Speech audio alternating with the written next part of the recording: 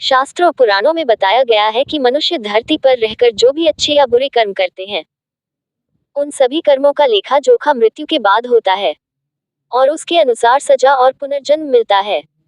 ईश्वर की दृष्टि में जो अच्छे कर्म यानी आपके काम होते हैं, उसे पुण्य कहा जाता है और जो बुरे कर्म होते हैं उन्हें पाप कहा जाता है। पुराणों में कई अच्छे और बुरे कर्मों के बारे में बताया गया है।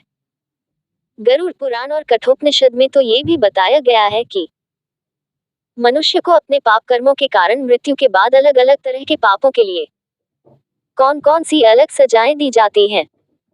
गरुड़ पुराण में उल्लेख मिलता है कि मनुष्य धरती पर जो कुछ भी पाप करता है, उन सभी पापों की अलग अलग सजा बारी बारी से मिलती है। यम के न्याय में किसी भी पाप की सजा से बचा नहीं जा सकता है। गरुड़ पुराण में बताया गया है कि पराई स्त्री से संबंध रखने वाले पुरुष को लोहे के गर्म सलाखों को आलिंगन करवाया जाता है।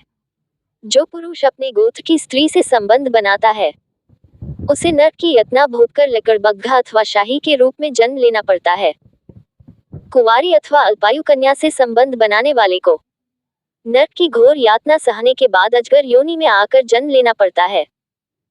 जो व्यक्ति काम भावना से पीड़ित होकर गुरु की पत्नी का मान भंग करता है, ऐसा व्यक्ति वर्षों तक नर्क की यातना सहने के बाद गिरगिट की योनि में जन्म लेता है। मित्र के साथ विश्वासघात करके उसकी पत्नी से संबंध बनाने वाले को यमराज गधा की योनि में जन्म देते हैं। लेकिन व्यभिचार और धोखा देने से भी बड़ा एक पाप है जिसकी सजा कठोर है। महाभारत के समय एक व्यक्ति ने ऐसा पाप किया था, लेकिन आजकल बहुत से लोग ऐसे पाप करने लगे हैं। जानिए वह पाप क्या है और इसकी सजा क्या है। भगवान श्री कृष्ण की दृष्टि में जो सबसे बड़ा पाप है वह है भ्रूण हत्या। महाभारत युद्ध समाप्त होने के बाद जब द्रोणाचार्य के पुत्र अश्वत्थामा ने उत्तरा के गर्भ में पल रहे बालक परीक्षित पर ब्रह्मास्त्र का प्रयोग करके उसकी हत्या कर दी, तब भगवान श्री कृष्ण सबसे अधिक क्रोधित हुए थे। श्री कृष्ण ने उस समय ही यह घोषणा कर दी थी कि अश्वत्थामा का पाप सबसे बड़ा पाप है, क्योंकि उसने एक अजन्मे बालक की हत्या की थी। श्री कृष्ण ने इस पाप की सजा स्वयं अश्वत्थामा को दी थी।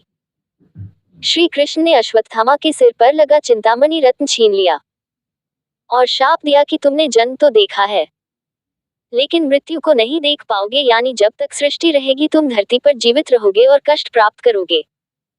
भ्रूण की हत्या करने वाले के लिए सबसे कठोर सजा निर्धारित है और ऐसे व्यक्ति को कई युगों तक इस सजा का दंड भुगतना पड़ता है।